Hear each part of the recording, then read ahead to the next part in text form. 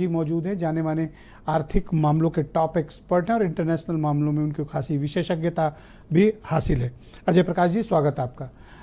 ये जो टैरिफ हम पर इम्पोज किया है ट्रंप ने और दुनिया भर पर किया है, इससे भारत की अर्थव्यवस्था, भारत के बाजार पर क्या फर्क पड़ने वाला है और दुनिया भर में इसका क्या इम्पैक्ट पड़ेगा? देखिए, सारे का सारा जो ये स्थिति है टैरिफ वाली, ये अपने आप में सिर्फ अकेले देखने वाली नहीं है। इसको अगर हम 20 जनवरी से लेकर के और आज तक देखें तो शायद ज़्यादा अच्छा होगा। ये ट्रंप की एक पूरे की पूरी एक स्ट्रैटेजी है जिसके तहत वो आगे बढ़ रहे हैं। उन्होंने जिस वक्त एंट्री ली उस वक्त उन्होंने बात करी कि अब हम यहाँ के ऊपर उन्हीं लोगों से काम करवाएंगे जो लोग हमारे लिए सही में ज़रूरी हों। उन्होंने उन लोगों को बाहर निकालने की पूरी तैयारी कर ली। उसके लिए उन्होंने अलग अलग तरीके से लोगों के वीज़ाज़ के ऊपर सवाल उठाए। उन्होंने कहा मेक अमेरिका ग्रेट अगेन तभी हो सकता है जब हम अपने यहाँ के लोगों की इंपॉर्टेंस को बढ़ा सकें। इसी के साथ साथ अब उन्होंने एक ब्राउनियन मूवमेंट टैरिफ स्ट्रक्चर, मैं इसको कहूंगा, क्योंकि उन्होंने सारे के सारे देशों के साथ एक नया टैरिफ स्ट्रक्चर जो है वो रख दिया है। और ब्राउनियन मूवमेंट में ये नहीं समझ में आता है कि हम किस तरफ जा रहे हैं। जिस वक्त देखते हैं तो ये समझ में नहीं आ रहा है किस तरफ जा रहे हैं। तो सारी कंट्रीज अपने हिसाब से ही जो है वो एक्ट करने लगती हैं।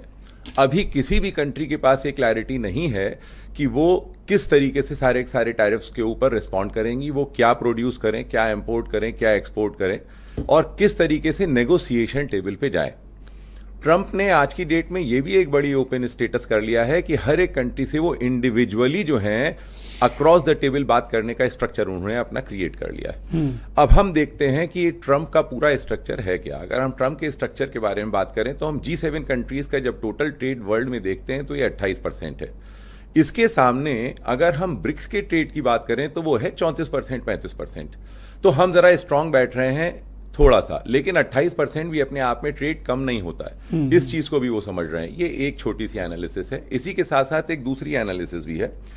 अगर हम देखें जहां के ऊपर जो उनके टॉप 5 ट्रेडिंग पार्टनर्स हैं, जैसे यूरोपियन यूनियन जिसके ऊपर उन्होंने 20% का रेसिप्रोकल टैरिफ डाला है, चाइना पे 34% डाला है, जापान पे 24 डाला है, साउथ कोरिया पे 25 डाला है और ताइवान पे 32 डाला है। इसी के साथ साथ जो हायर टैरिफ्स जिन देशों के ऊपर हम कह रहे हैं लीस्ट डेवलप्ड वर्ल्ड के देश हैं, वो है Bangladesh 37%, south Africa 30%, Cambodia 49%, Pakistan 29% और अल्जीरिया 30%। तो अगर हम इस एनालिसिस में देखें तो जो डेवलप्ड कंट्रीज हैं जिनके साथ वो ऑलरेडी ट्रेड कर रहा है, उनसे वो जो हैं low volume high value products ले रहे हैं। और इन 5 कंट्रीज से या इस तरीके की कंट्रीज से ये क्या कर रहे हैं, ये ले रहे हैं high volume low value products. Okay. तो high volume low value products जब अमेरिका में जा रहे हैं तो उन्हें पता हम एकदम से वो शायद हाई वैल्यू वाली चीजें नहीं बना सकते। हमारे पास जो मैन्युफैक्चरिंग है वो आ सकती है। ये इनकी सोच में जरूर पीछे रहा होगा और ये इसी सोच के तहत कोशिशें कर रहे हैं कि इस तरीके की कंट्रीज जो हमारे साथ ट्रेड कर रहे हैं उन पे करें। शायद उनका एक बहुत बड़ा कहना था, उन्होंने कहा था India is a tough friend. तो इंडिया टफ फ्रेंड कहने की क्या वजह रही होगी? मेरे आपको क्या लगता है क्या कारण रहा होगा? मेरी वजह से वजह यह है क्योंकि भारत से हमने लोगों को भेजा है और 1980 85-90 से उन्होंने अपनी सर्विस इकोनॉमी को डेवलप किया है। तो वो जो सर्विस इकोनॉमी में लोग हैं, ह्यूमन रिसोर्स का डिस्प्लेसमेंट हमारे लिए मुश्किल है। ये ह्यूमन रिसोर्स का डिस्प्लेसमेंट है इंडिया से एक हाई वैल्यू ह्यूमन रिसोर्स।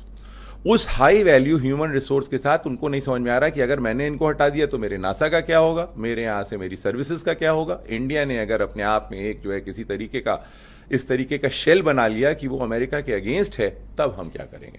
तो मुझे ऐसा लगता है इसका हमारे यहाँ इंपैक्ट क्या पड़ने वाला है? आपने एक और डेवलपमेंट देखा, तमाम स्टूडेंट्स के वीजा भी कैंसिल हो रहे हैं, उन्हें ईमेल करके उनके वीजा कैंसिल किया जा रहा है। देखिए, मैंने वो बात आपसे शुरुआत में की, जनवरी 20 वाली इशू से मैंने वही शुरुआत वहीं से की। उन्होंने वो देखा कि अब वो टारगेट कर रहे हैं जो स्टूडेंट्स वहां पढ़ रहे हैं। तो वो इसलिए जिससे कि हम अपनी इकोनॉमी में अपने एजुकेशन सिस्टम से जिन लोगों की धार तेज कर रहे थे, हम उनकी धार तेज ना करें। उनका एक सिस्टम रहा है। ये जो अमेरिका का सिस्टम है वो भी देख लेते हैं एक बार क्या रहा है।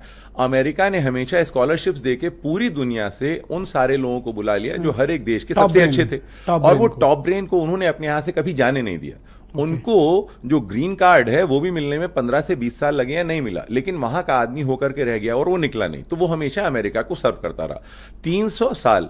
जो 300 साल, आज सिर्फ लखनऊ की भी जो है उतनी ही हिस्ट्री है जितनी अमेरिका की हिस्ट्री है। उन्होंने उन्हीं 300 सालों में इस कंट्री को इसी तरीके से ग्रेट बनाया, क्योंकि उन्होंने लोगों में जो इंटेलेक्चुअल पावर थी उस इंटेलेक्चुअल पावर को अपने पास रख करके और उसको ग्रेट बनाया। पर ये जिस दिशा में ट्रंप चल रहे हैं, अमेरिका चल रहा है जी, तो डिजास्टर है।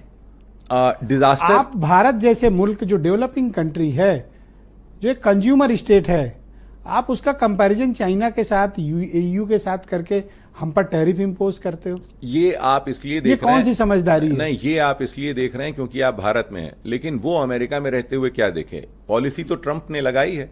ट्रंप अपने हिसाब से देख रहे हैं कि मेरे ट्रेड डेफिसिट्स किसके यहां से कितने हैं।